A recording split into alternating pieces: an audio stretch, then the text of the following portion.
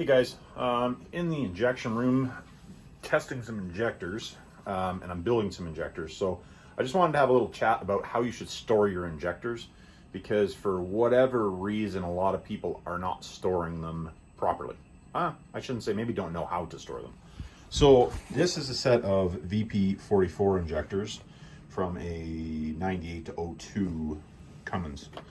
And what I wanted to show was, I just pulled these apart. The other ones I've already cleaned, but they were all about in the same shape.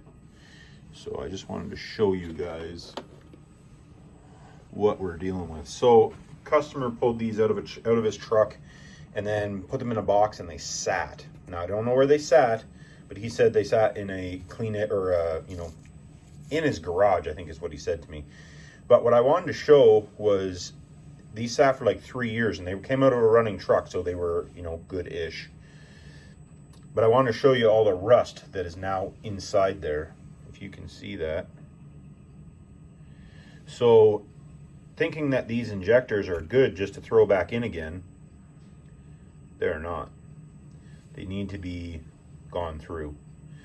And even the pliers, now these nozzles are junk, but that wouldn't usually, if that pull out of there, there's a problem. But that pintle is actually seized right in the nozzle. I can't move it at all. Oh, finally got it.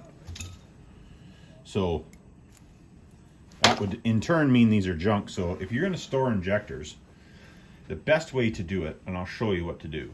So what I recommend doing, lots of people do it different ways, but I'm just going to take a 12 valve injector, which is the same as VP44. So 12 valve injector, and what you want to do is you want to break this, I shouldn't say break it, you want to loosen the injector up. So I'm going to, actually I got the VP44 set up, so I'm going to do a VP44. I got a bunch here that I'm doing. So to loosen these, all I do is I just put this into a piece of flat bar that I have that's milled the right size. You can use a 1/4 inch, it's just I have one that's milled the right size. Loose, this is 15 mil. And what I recommend to do is to take off the nut, right? You're going to want to clean this a little bit before you put it back on, but look at these ones are BD junk. So what you want to do is you want to see how there's a little bit of diesel fuel in there or whatever it may be. I may have tested these, so I'm not sure what's in there. Just take this off.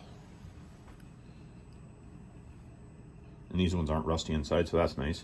And what you want to do is you want to take a can of brake clean and actually hose inside here, and you're going to want to get the brake clean to come out of there. See how you're getting it out of there? And you're flushing that. And you can do the same thing here. That'll shoot out here. I just don't want to shoot it everywhere. It'll shoot out there. And then do the same thing with your nozzle. Take your nozzle apart and just flush it just a little bit. You don't have to get carried away, and then do it through your feed hole, which will also make it come out in the same spot. Because this hole here is where the fuel goes through the injector, and then is actually how it's fed here. So put that back together.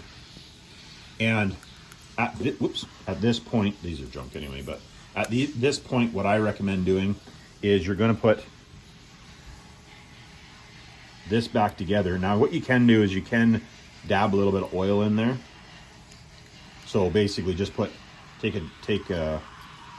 I have this sitting here for assembling injectors, but put a dab of oil there. This is actually a calibrated oil, but it doesn't matter. I usually tell guys use ATF fluid just because it's easy to get, and it's a nice thin oil.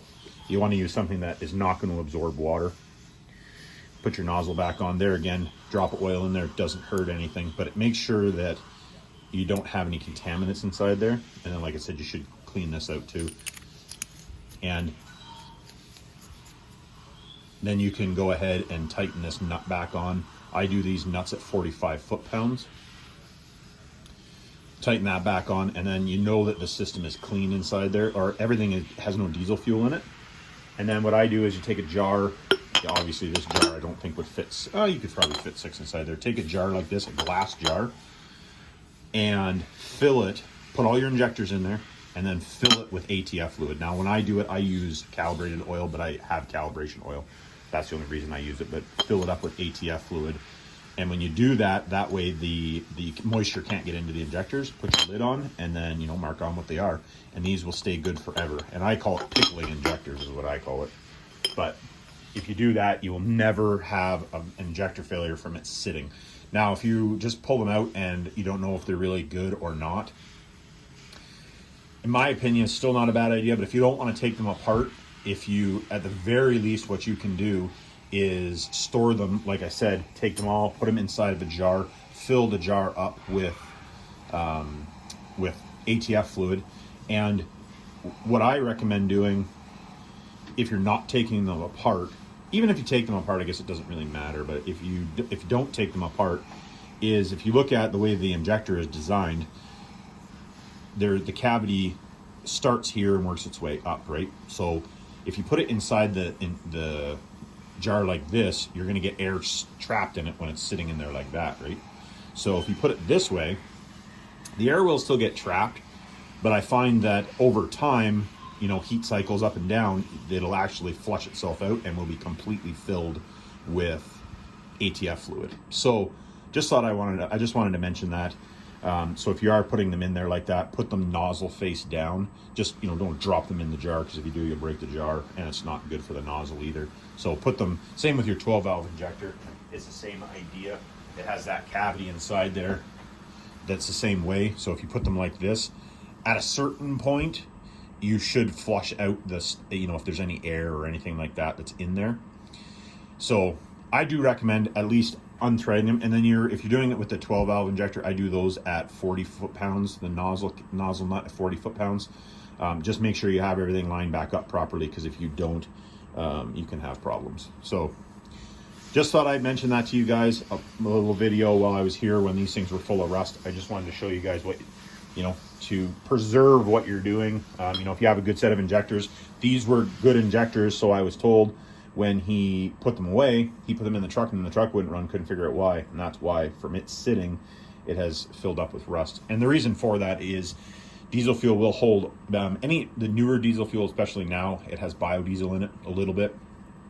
And the biodiesel will absorb water, or then, again, any of your fuel conditioners, any of that type of stuff absorbs water so you can burn it. Problem is it sits inside the injector, especially in these cavities in the return sides, because they don't really move a lot of fuel. They actually shouldn't move any fuel.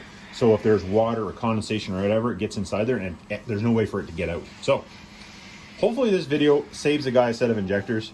It saves one person. It was worth my time to make the video and edit it. Like, subscribe, hit me down in the comments. Remember, it's not rocket science.